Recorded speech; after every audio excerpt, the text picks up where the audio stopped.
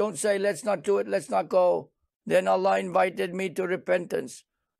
He let me reach the 3 sacred months. He brought me to the blessed days and nights.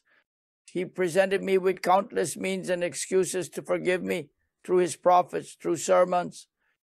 How far behind I have fallen, truly. How far behind. Then when the punishment comes, let no one dare to say, what good will it do then? Oh, if only I had a return to the world. If only I had been among those who did righteous deeds. This is a journey with no return. Isn't that so? Rashid, speak and hear yourself, they've said. Speak, but who will listen? My verses came to you. My sermons reached you. Look, this talk reached you. Listen, make others listen. Convey the message, deliver it. Are we asking for money or fame? Look, my verses came to you, yet you denied them.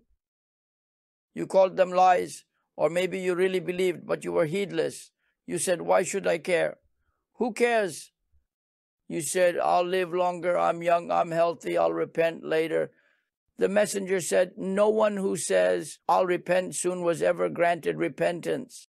When you hear about repentance, I say astaghfirullah immediately. Feel remorse right then and there. You delay it. Why are you delaying it? Is this something to be postponed? Will they delay when death comes? Not a moment forward or backward, says the Quran. They won't give even a second, not a single breath.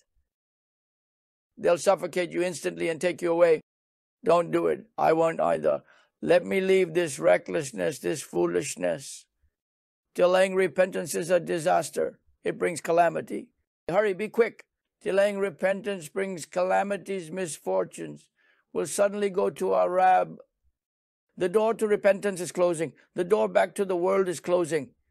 Between us and Allah, even angels can't enter without His permission, nor can the Prophet. Intercession is real, but only if Allah permits. So then who will He permit? Who will He not, O Blessed One? Let's not anger our Rab. Let's not provoke His wrath.